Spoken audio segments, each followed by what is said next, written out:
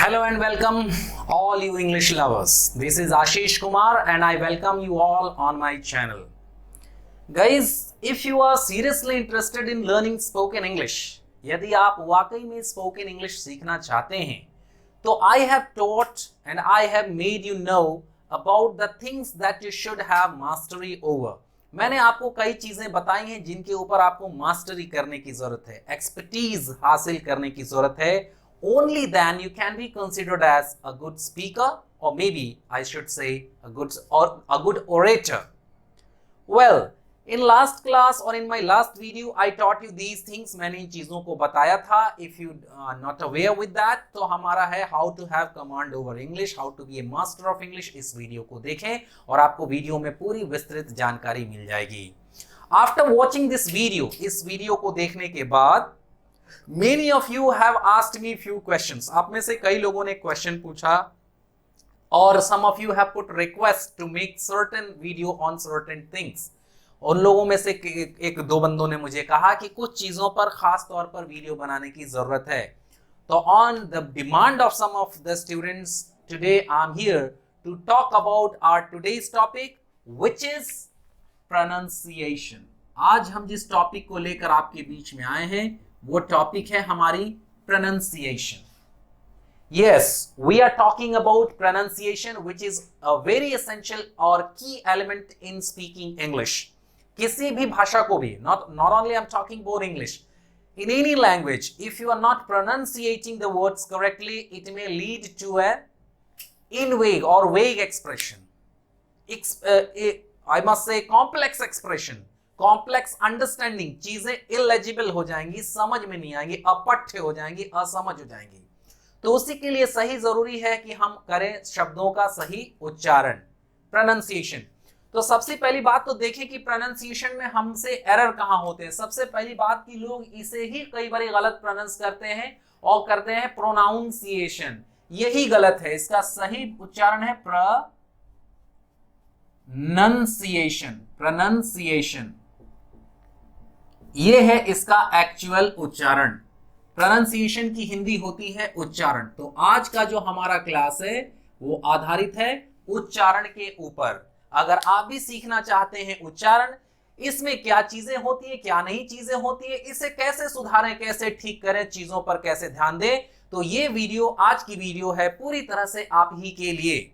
यदि आप spoken English में और भी डिटेल गहराई से जानना चाहते हैं तो जुड़े रहें हमारी वीडियो के साथ. और यदि आप हमारे इस वीडियो को पहली बार देख रहे हैं तो please do subscribe our channel and press the bell icon so that you can get latest updates, notifications and learning things. चलिए शुरू करते हैं. सबसे पहली बात करें कि प्रोनाउंसिएशन या उच्चारण हम करते कैसे हैं, कहां से सीखते हैं हम उच्चारण करना. तो बेसिकली जो प्रोनाउंसिएशन हम करते हैं, जो उच्चारण हम करते हैं, उसे सीखने का अमूमन तरीका दो होता है. एक तरीका तो ये सुनकर, बचपन से हम जैसे जैसे बड़े होते हैं तो अपने आसपास के एनवायरनमेंट से, माहौल से सुनकर के जो चीजें सीखते हैं, जो उच्चारण सीखते हैं, एक वो तरीका होता है प्रोनाउंसिएशन का. और दूसरा तरीका होता है पढ़कर. कई बारी शब्दों को हम पढ़ते हैं और अपने से जो समझ में आ गया उसी तरह से उसका उच्चारण करना शुरू कर देते हैं. तो ये दो तरीके होते हैं प्रोनाउंसिएशन के. अब हमारे जो यहाँ इंग्लिश में प्रोनाउंसिएशन की बात करें तो ये बड़ा ही वास्ट है. देखने में बड़ा छोटा सा टॉपिक लग सकता है, but it's a very vast topic. काफी वास्ट टॉपिक है क्योंकि English is the mixture of every language. अंग्रेजी सभी भाषाओं का मिश्रण है और इसमें अलग अलग भाषाओं से जो शब्द आए हुए हैं उनका प्रोनाउंसिएशन बिल्कुल अलग अलग तरीके से होता है. कुछ शब्द लिखाते कैसे हैं, किसी का उच्चारण कैसा होता है, किसी के साथ कुछ और समस्या है, किसी के साथ कुछ हिडन प्रोनाउंसिएशन है, किसी के साथ सिलेबल का समस्या है, तो किसी के साथ स्ट्रेस की समस्या है. यहाँ स्ट्रेस का मतलब आप तनाव नहीं समझेंगे, यहाँ स्ट्रेस का मतलब समझेंगे दबाव, खींचना. यहाँ अपनी भाषा में दबाव, या यूं समझे कि जो शब्दों को हम बोलने में खींचते हैं, थोड़ा लंबा जो करते हैं, उसे ही हम स्ट्रेस कहते हैं. अच्छा, सिलेबल एक टर्म है. सिलेबल क्या होता है, मैंने अपने कुछ क्लासेस में आप लोगों को पढ़ाया है कि सिलेबल का मतलब होता है शब्दांश, यानी शब्द का अंश, शब्द का टुकड़ा. कोई भी जो वर्ड होता है वो प्रोनाउंस होता है कई टुकड़ों में, तो कई बार एक ही टुकड़ों में. एक सिलेबल, एक अंश का टुकड़ा, एक टुकड़े का शब्द वो होते हैं जिन्हें आप जैसे मुंह खोलें और मुंह खोल करके जैसे ही प्रोनाउंस करें वो एक ही बार में प्रोनाउंस हो जाएंगे। जैसे गो, ये देखिए सिंगल सिलेबल का वर्ड है, कैसे प्रोनाउंस कर रहे हैं, गो, मुंह खुला ऐसे गो, ये वर्ड खत्म हो गया, तो इसे सिंगल सिलेबल का वर्ड कहते हैं। कुछ भी और ले ले, जैसे प्ले, देखिए प्ले, होठ बंद था, प्ले खुल गया, प्ले, तो इसे हम लोग कहते हैं सिंगल सिलेबल वर्ड या वन सिलेबल वर्ड। ये जो है ये एक सिलेबल के शब्द हैं, इसमें मुंह की जो हमारी प्रतिक्रिया है वो एक ही बार होती है। लेकिन ऐसे शब्द जिन्हें उच्चारित करने में कई बारी हमारे होठों का, दांतों का, जीभ का ऊपर वाला भाग, तालू यानी पैलेट का, तो कई बारी गले से निकलने वाली हवा का, इन सारे चीजों का जब मिक्सचर करते हुए कई बारी वर्ड्स प्रोनाउंस होते हैं तो उन्हें हम कई अलग अलग सिलेबल वाले वर्ड कह सकते हैं। 2 सिलेबल के वर्ड हो सकते हैं, 3 सिलेबल के वर्ड हो सकते हैं। आप एग्जांपल में देख लें, एक वर्ड लिया मैंने ब्यूटीफुल। हमें नॉर्मली बहुत सारे लोगों को मैंने सुना इसे गलत प्रोनाउंस करते हैं, ब्यूटीफुल ऐसे बोलते हैं, beautiful. It's not beautiful, it's beau, एक बार में जाएगा यहां तक ब्यू, फिर एक बार यहां आएगा टी, और फिर एक बार यहां जाएगा फुल, ब्यूटीफुल। ये देखिए ब्यू टी फुल, ब्यूटीफुल, ये 3 सिलेबल का वर्ड है। देखिए ब्यू, ब्यू मुंह आगे जाता है, टी बोलने के लिए मुंह पीछे आता है, फुल फिर आगे जाता है। अब इसे हम जल्दी से बोलते ब्यूटीफुल तो पता नहीं चलता है कि मुंह में हमारी कितनी प्रतिक्रिया हुई, लेकिन ब्यू बोलने के लिए मुंह आगे गया, ऐसे ब्यू किया हुआ है, फिर टी बोलना है, ब्यू टी पीछे आ गया, फुल आगे चला गया, ब्यूटीफुल, ब्यूटीफुल, तो 3 सिलेबल का वर्ड हुआ। तो हमें इन दोनों चीजों पर प्रोनाउंसिएशन में चीजें ख्याल करनी होती हैं। लेकिन ये बड़ी बड़ी बात हो गई है, ये उनके लिए तो ठीक है, those who are good speaker of English, those who have learned English, those who have got good command over grammatical terms, those who have a little sort of pronunciation, they know a little about idioms and phrases and all, उनके लिए तो syllable वाली चीजें ठीक है, उनके साथ accent और अनएक्सेंट दोनों चीजों के बारे में बात कर सकते हैं, एक्सेंटेड इंग्लिश के बारे में बात सकते हैं, अनएक्सेंटेड इंग्लिश के बारे में बात कर सकते हैं, कौन सा इसमें वर्ड एक्सेंटेड है, कौन सा अनएक्सेंटेड है, इन सारी चीजों पर बात कर सकते हैं। तो बहुत बड़ा टर्म हो गया, उन सारी चीजों पर बात तभी हम करेंगे जब हमारी छोटी छोटी चीजें क्लियर होती हैं। तो पहले हम लोग जरा छोटी छोटी चीजों पर बात कर लें, और छोटी चीजों पर बात करने के बाद मैं नेक्स्ट वीडियो में, नेक्स्ट क्लासेस में इन सारे शब्दों के ऊपर और प्रोनाउंसिएशंस पर और भी वीडियो बनाऊंगा। मेरे पास एक एक्सेंट ट्रेनर भी मौजूद है, मैं कोशिश करूंगा कि उनकी भी वीडियोस आपके बीच में लेकर आऊं और उन्हें भी कहूं कि वो भी कुछ हेल्प करें आपके एक्सेंट को डेवलप कराने में। तो इसी से शुरुआत कर लें। इसे ही कई लोग गलत पढ़ते हैं, इसे कई प्रोनाउंस करते हैं एसेंट, वो गलत है, इसे हमें प्रोनाउंस करना है एक्सेंट, ये है करेक्ट प्रोनाउंसिएशन, एक्सेंट।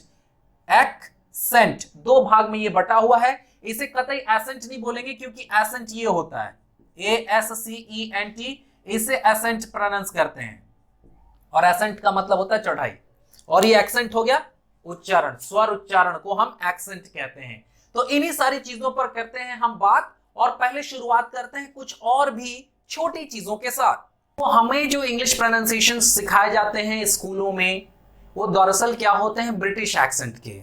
आपको जानकारी होनी चाहिए कि इंडिया में 2 तरह की इंग्लिश बहुत पॉपुलर है, एक को हम कहते हैं ब्रिटिश इंग्लिश और एक को कहते हैं हम अमेरिकन इंग्लिश। ये दोनों इंडिया में काफी पॉपुलर हैं। ब्रिटिश इंग्लिश की पॉपुलैरिटी का कारण है कि बचपन से, या हम यूं कहें कि अंग्रेजों के जमाने से हमारे यहाँ यही व्यवस्था चलती आ रही है। हमारे ऊपर अंग्रेजों ने लगभग 200 वर्षों तक राज किया, शासन किया, they ruled over us for almost 200 years। तो उन्होंने यही इंग्लिश छोड़ी, and that has become our own English as well, और यही हमारा अपना इंग्लिश भी बन गया है। तो इस वजह से स्कूलों से जो हम प्रोनाउंसिएशन सीख कर आते हैं वो ब्रिटिश इंग्लिश की होती है। बट एज वी प्रोग्रेस, जैसे हम आगे बढ़ते चले जाते हैं तो हमें पता चलता है कि हॉलीवुड मूवीज देख रहे हैं तो उसमें तो कुछ अलग प्रोनाउंसिएशन आ रहे हैं। फॉर एग्जाम्पल, हमारे पास स्कूलों में सपोज इसे पढ़ाया गया रिस्पॉन्सिबिलिटी, ये पढ़ाया गया, कई बार तो इसे भी और गलत पढ़ा देते हैं, रिस्पॉन्सिबिलिटी ऐसा भी बताया जा चुका हो सकता है। लेकिन जैसे ही आपने कोई हॉलीवुड मूवी देखी तो देखा कि इसका प्रोनाउंसिएशन और रेस्पॉन्सिबिलिटी कुछ इस तरह से प्रोनाउंस हुआ कि responsibility, it's not my responsibility, कुछ इस तरह से प्रोनाउंस हुआ। तो आप परेशान हो जाते हैं कि ये कैसा प्रोनाउंसिएशन है। फिर जैसे ही आप क्रिकेट मैचेस वगैरह देखते हैं तो उसमें ऑस्ट्रेलियन प्लेयर्स को देखते हैं, their pronounce in their own way, their different style. African players को देखते हैं, वेस्ट इंडियन आते हैं तो वो कुछ और बोलते हैं, वो और दूसरे तरह की, he was a very busy player, इस तरह से बोलते हैं। तो आपको तब धीरे धीरे जानकारी होती है कि यार अलग अलग जगह के लोगों के ऊपर होता है MTI। ये MTI क्या है, इसी पे पूरा का पूरा आपका प्रोनाउंसिएशन डिपेंड करता है। देखिए MTI का पूरा नाम होता है mother tongue influence. Mother tongue influence, इसका मतलब हो गया मातृभाषा का प्रभाव।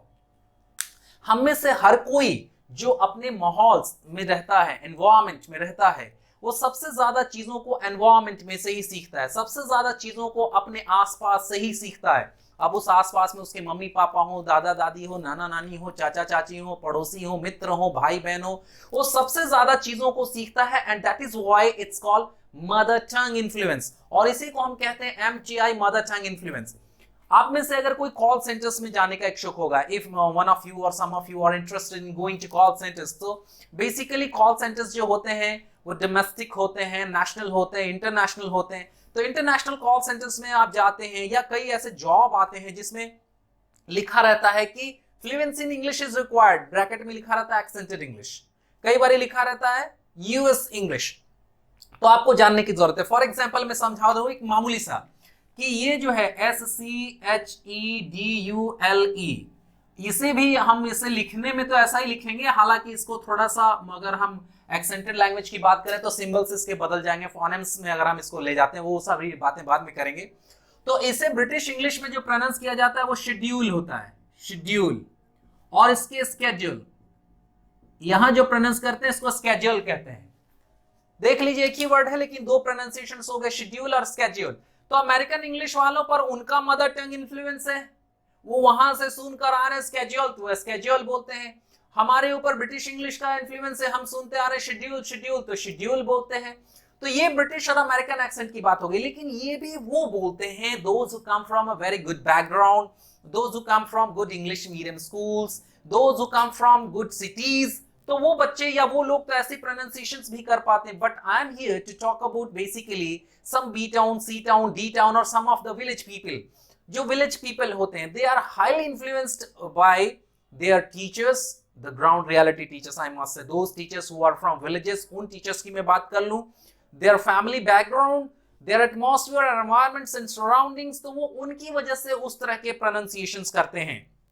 For example, this is a word I'm talking about, STATION. You see, हमारे यहां, मैं अपनी जगह की ही बात कर लूं, हमारे यहां इसी को जो है ना वो कई तरह से लोग प्रोनाउंस करते हैं। कुछ लोग इसे कहते हैं टेसन। From what angle it is station I don't know, but they pronounce it टेसन। टेसन भी नहीं, टेसन, टेसन जा रहे हैं। अब ये टेसन कहां से पता नहीं। कुछ इसे कहते हैं station, a station, they use a in front of it। जब भी कोई शब्द S से शुरू होता है ना, वो उसके पहले अ लगा लेते हैं, a station। कुछ होते हैं वो कहते हैं स्टेशन।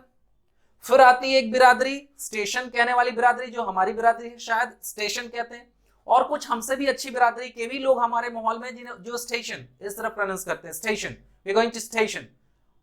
तो वो पांचवा जो आया, एक आया टेशन, एक आया अस्टेशन, एक आया स्टेशन, एक आया स्टेशन, तलबिशा आ गया स्टेशन, और एक आ गया स्टेशन, स्टेशन। तो वो प्रोनाउंसिएशन तक हमारा ले जाना मकसद है। आप कितना दूर जाते हैं ये आपके ऊपर होता है। हो सकता है आप स्टेशन बोलने वाले में ना हो, तो चलिए एक लेवल तो ऐसे क्रॉस हो गया। अस्टेशन बोलने वाले में भी नहीं है तो एक और लेवल क्रॉस हो गया। और अगर आप स्टेशन बोलते हैं तो आप यही फंस रहे, थर्ड में है, आपको स्टेशन तक कम से कम आना होगा। और उसके ऊपर अगर आप चले गए, स्टेशन बोलने लगे, तो आपकी प्रोनाउंसिएशन वाकई बहुत अच्छी प्रोनाउंसिएशंस में आ जाएगी, बहुत अच्छी प्रोनाउंसिएशंस में गिनी जाएगी। तो आते छोटी छोटी चीजों से शुरुआत करते हैं। एक वर्ड ले लेते हैं, चलिए ये रहा हमारा वर्ड। इसे क्या प्रोनाउंस करना है? स्कूल। इतना प्रोनाउंस किया, एक सिलेबल बना, कूल, लंबा खींचा, ये इसे कहलाते हैं स्ट्रेस। अगर हम इसको बोलते स्कूल, स्कूल, तो कूल में हर्षुकार हो जाता, कुल हो जाता वो, और ये कूल बना जब दीर्घोकार लगा। ये छोटा साउंड के लिए यूज होता है और ये बड़ा साउंड के लिए यूज होता है। तो इंग्लिश बोलने के लिए भी आपको अपनी हिंदी ठीक करनी पड़ेगी। For correct pronunciation you need to really work on your Hindi as well. आपको अपनी हिंदी भी ठीक करनी पड़ेगी, क्योंकि हिंदी ठीक करेंगे तो उसमें कहीं ना कहीं थोड़ा बहुत उर्दू का समाहित हो जाता है, उसमें थोड़ा बहुत अरबी का भी पार्ट आ जाता है। And if you have got a little command over these sort of things, definitely you'll be speaking very good pronunciation, you'll be having very good pronunciation, आपका उच्चारण बहुत अच्छा हो जाएगा। तो सबसे पहले इंग्लिश का प्रोनाउंसिएशन ठीक करने के लिए you need to work on your Hindi. आपको पहले अपनी हिंदी पर काम करना पड़ेगा। देखिए, मैंने बहुत लोगों को देखा है कि हिंदी लिखते वक्त उनसे ये गलती होती है कि हर्षुकार और दीर्घुकार कहाँ लगाना है उन्हें पता नहीं होता है। उसी तरह हर्ष ई और दीर्घ ई कहाँ लगाना है उन्हें पता ही नहीं होता है। तो ये सबसे बड़ी समस्या है। जब साउंड को स्ट्रेस करते हैं, स्ट्रेस करने का मतलब जब साउंड को दबाते हैं, लंबा खींचते हैं, तो दीर्घ वाले साउंड यूज किए जाते हैं। और जब साउंड को छोटा करते हैं, अनस्ट्रेस करते हैं, तो साउंड को छोटा करने में ये चीजें होती है। जैसा भी मैंने बोला था ना, सिलेबल और स्ट्रेस इसी पर प्रोनाउंसिएशन डिपेंड करता है। तो ये छोटे साउंड वालों पर ध्यान देना होता है। तो जैसे ही डबल ओ लग गया तो यहाँ पे हमारा साउंड जो है थोड़ा लंबा हो गया, यानी यहाँ स्ट्रेस पड़ेगा, तो ये हो गया स्कूल। अब हमारे पास कई ऐसे लोग होते हैं जो मैंने कहा हमारे सर्कमस्टेंसेस की बात मैं कर रहा हूं, वहां पे यहाँ अ लगाते हैं, ऐसे कहते ही नहीं करते, अस्कूल बोलते हैं वो, अस्कूल। इनकरेक्ट प्रोनाउंसिएशन, अस्कूल होता ही नहीं है, आपको कहना चाहिए स्कूल, ऐसा आधा स और क, ऐसा प्रोनाउंस होना चाहिए, स्कूल, ना कि अस्कूल। तो कई लोग स्कूल बोल देते हैं, ये भी गलत प्रोनाउंसिएशन है। कुछ ऐसा ही हाल इनके साथ भी होता है, इन्हें भी लोग जो है इनकरेक्ट प्रोनाउंस करते हैं। कई बारी लोग इन्हें कहते हैं doctor. From no angle it is doctor. ये कहीं से डा नहीं है, ये है डॉ।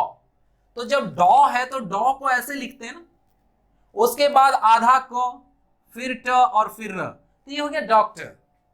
र का साउंड भी हम प्रोनाउंसिएशन में छोटा करते हैं। हमारी कोशिश होनी चाहिए कि प्रोनाउंसिएशन में जो र का साउंड है वो थोड़ा छोटा हो, क्योंकि लोग समझ जाते हैं। I am going for few examples. अगर हम इसे कहें तो इसे हम सर ना कह करके सिर्फ स, और ये स को थोड़ा लंबा खींचेंगे। इस सिंबल का मतलब होता है साउंड पर स्ट्रेस दिया हमने, इस साउंड को लंबा खींचा, स्ट्रेस, सिलेबल स्ट्रेस, बार बार उसी पर बात आ रही है। तो ये हो गया हमारा स। इसको आप डियर नहीं बोल करके डियर ऐसा बोल दीजिए, और इस अ को ऐसा खींचिए, डियर। अरे बात समझ में। Computer, teacher, calculator, party. देखिए ना, ये वर्ड को कभी कोई पार्टी नहीं बोलता, इसमें वही सेम चीज चल रही है, लिखाता ऐसे है, ये र का साउंड रहता है इसमें, लेकिन कोई इसे पार्टी नहीं बोलता, इसे पार्टी कहते हैं। ये ऊपर का साउंड प्रोनाउंस नहीं होता है, क्या प्रोनाउंस होता है? पार्टी। तो जिस तरह इसमें आपने आर को खत्म कर दिया, कोशिश आपकी ये होनी चाहिए कि खासकर जो आर का साउंड है उसे थोड़ा कम बोलें।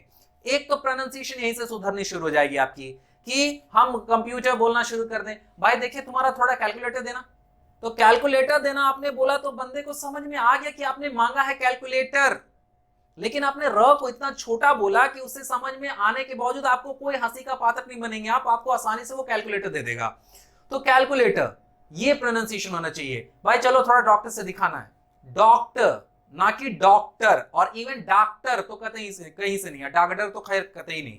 ये बहुत ही अपभ्रंश प्रोनाउंसिएशन है कि एक अच्छे इंग्लिश के स्पीकर को प्रोनाउंसिएशन पर वर्क करना चाहिए, अच्छे हिंदी के स्पीकर को भी प्रोनाउंसिएशन पे वर्क करना चाहिए। और हमारी कोशिश होनी चाहिए कि हम मदर टंग इन्फ्लुएंस को थोड़ा दरकिनार कर लें, क्योंकि मदर टंग इन्फ्लुएंस एक हद तक तो ठीक लगता है, लेकिन फिर उससे क्या होता है, हम जस्टिफाई हो जाता है कि हम हैं कहाँ के, और साउंड का जो एक्सपर्ट होता है उसे जस्टिफाई करना बहुत मुश्किल है। मैं आपको एक इंसिडेंट बताता हूँ। मैंने एक साल केंद्रीय विद्यालय में पढ़ाया है, स्पोकन इंग्लिश का ही मैं वहाँ ट्रेनर था। तो वहाँ एक म्यूजिक मैम थी, मैं उनका नाम भूल रहा हूँ, और एक बारी उनके साथ या टीचर्स के साथ बैठ के हम सारे लंच कर रहे थे, और बीच में हमारे एक फ्रेंड ने हमसे कुछ मजाक करना शुरू किया, बातें शुरू की। तो जब मैंने उनको रिप्लाई दिया, तो चूंकि उस समय मैं नया था, सारे टीचर्स मुझसे बातें नहीं करते थे, तो मैम ने एक दूसरी मैम से पूछा कि सर कहाँ के हैं, सर मुस्लिम है क्या? तो मैंने सुना, मैंने कहा no ma'am, I am not Muslim, why are you saying so? तो बोला कि नहीं सर, इसलिए मैं बोल रही हूँ ना क्योंकि आपकी जबान जो है वो काफी साफ है।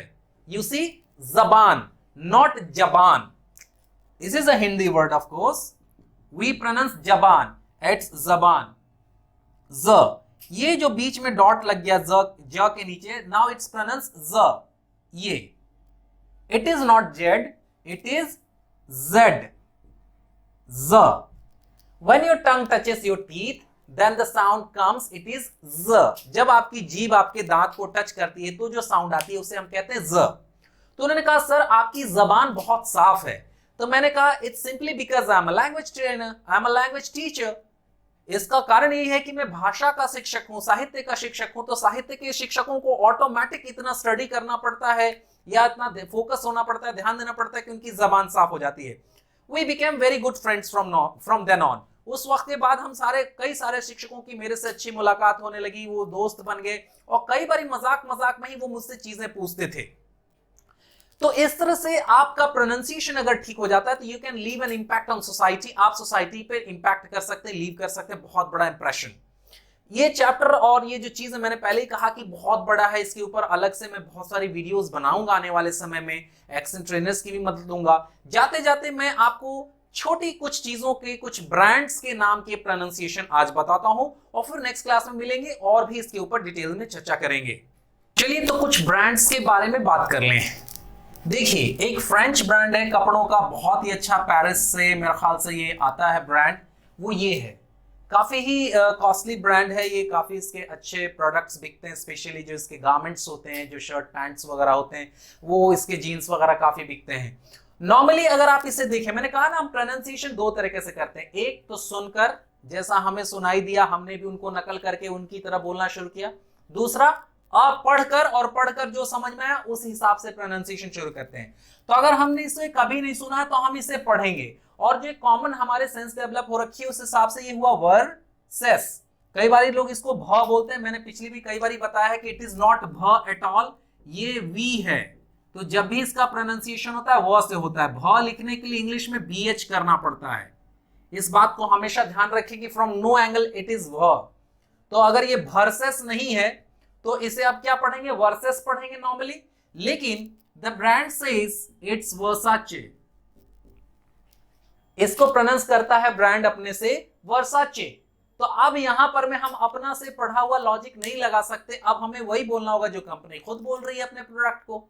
आपने भी कहना होगा वर्साचे, आपने नहीं कहना है वर्सेस, क्योंकि कंपनी जो कह रही है आपने भी वही कहना। अगर मैं कह रहा हूं मेरा नाम आशीष है तो आपको आशीष ही प्रोनाउंस करना है। If I am saying my name is Ashish, now you have to say Ashish because I write my name like this. तो it's a single है ना, तो from that point of view ये तो आशीष होना चाहिए। But what I write in Hindi, I write in this way, this form.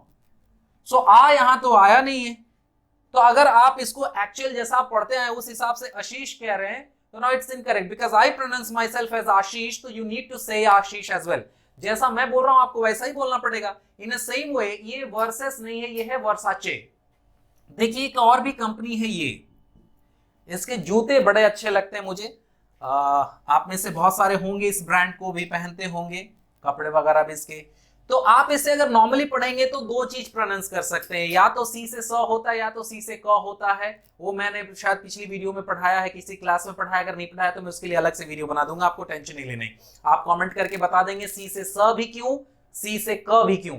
अगर इससे जानकारी है आपको तो आप कमेंट करके इसको लिखें, और अगर जानकारी नहीं होगी तो मैं एक वीडियो बनाऊंगा और इन सारी चीजों को, इस तरह के ट्रिक्स को बताऊंगा कि कैसे होता है सी से स भी, सी से क भी। जब PUT पुट होता है तो BUT बुट क्यों नहीं होता है। तो इस तरह की चीजें भी मैं आपको बहुत जल्द मिलूंगा, बताऊंगा। पहले इसकी बात कर लें तो उस हिसाब से इसको या तो हम प्रोनाउंस करें गुक्की या प्रोनाउंस करें गुस्सी, बट कंपनी से प्रोनाउंस करती है Gucci. From no angle it's Gucci, but pronounce करती है तो हमें भी प्रोनाउंस करना है गुची। स्पोर्ट्स वियर में खासकर एक ये कंपनी बड़ी आती है, लोग इसे बहुत गंदा प्रोनाउंस करते हैं, कई बार लोग इसके बहुत सारे प्रोनाउंसिएशन लाते हैं, लेकिन ध्यान से देखें इसकी प्रोनाउंसिएशन होती है Nike. The correct pronunciation of this one is Nike. तब आप पूछेंगे ये कहां से सीख सकते हैं, ऑब्वियस है सुनकर सीखेंगे। आप कहां सुनेंगे, तो जब भी कंपनीज के ऐड आते हैं, एड्स को ध्यान से सुने। हमारा फोकस क्या होता है, हम एड्स को ध्यान से नहीं देखते और इसी में गड़बड़ हो जाता है। जैसे देखिए एक ये है बाइक आती है हीरो होंडा की, अब तो हीरो की हो गई। इसे हम अगर इसका ऐड ध्यान से नहीं देखते तो इसको CBZ पढ़ेंगे, बट कंपनी कहती है CBZ, CBZ, जी भी नहीं जी। जेड वाला ज, जीभ दांत में टच कर रहा है वो वाला। कंपनी से कहती है सीबीजी, सीबीजी एक्सट्रीम, सीबीजी ये, सीबीजी वो। तो आपने भी देखना होगा कि कंपनीज कैसे प्रोनाउंस कर रही हैं और आपको भी वो प्रोनाउंसिएशन करने होंगे। ये तो हो गए ब्रांड्स के, बहुत सारे हैं ब्रांड्स जो लिखाते कुछ हैं, उनका प्रोनाउंस कुछ होता है, कंपनीज कुछ कहती हैं, तो आपको भी वो प्रोनाउंसिएशन वैसे ही करनी है। क्योंकि अगर आप वैसे प्रोनाउंसिएशंस नहीं कर रहे हैं तो आप कई बार फंस जाएंगे। अच्छा, फिर एक नया तरीका होता है कि कई बार चीजों को शॉर्ट करके भी प्रोनाउंस कर लेते हैं कई सारे। जैसे मैकडॉनल्ड्स को लोग शॉर्ट में मैकडी कहते हैं, मैकडी ऐसा कहते हैं। स्टैंडर्ड चार्टर्ड एक बैंक है, उसको लोग स्टैंसी कहते हैं। तो कुछ ऐसे भी प्रोनाउंसिएशंस होते हैं, लेकिन वो इंग्लिश के तरीके से तो प्रोनाउंसिएशन नहीं। When we are here to talk about English pronunciations, हम इंग्लिश के प्रोनाउंसिएशंस की बात कर रहे हैं। तो मैकडॉनल्ड्स को मैकडी कहना या स्टैंडर्ड चार्टर्ड को स्टैंसी कहना, ये मैं नहीं कहूंगा कि ये सही है गलत है, ये नॉर्मल प्रोनाउंसिएशन है, कॉलोकियल प्रोनाउंसिएशंस आपको वैसे करने हैं। तो ये उसी तरह के प्रोनाउंसिएशंस में ये भी आगे कि कंपनीज जो कह रही है आपको वही प्रोनाउंस करना है। बट रेगुलर जो वर्ड्स आते हैं, जो रेगुलर वर्ड्स हैं, उनको प्रोनाउंस करने में बहुत सारा चीज है जिसे आपको जानना है। उसके लिए मैं आज बात नहीं करूंगा, वेट करिए हमारी नेक्स्ट वीडियो का। नेक्स्ट वीडियो में मैं प्रोनाउंसिएशन से रिलेटेड और भी कई सारी बातें बताऊंगा। फिलहाल वर्साचे, गुची, नाइकी और सीबीजी के साथ आप काम चलाएं और वेट करें नेक्स्ट वीडियो की। Will meet again with some very good words and some another steps related to pronunciations. This is a basic class of pronunciation. So I'm doing it now. I'm done with these things today, and we'll meet again with some new steps and some more ideas related to pronunciation. Till then, keep watching, keep learning, and if you have liked this video, share this to your friends and those especially who really craves for pronunciations. Thanks for watching. Meet you in our next class. Have a great day, guys.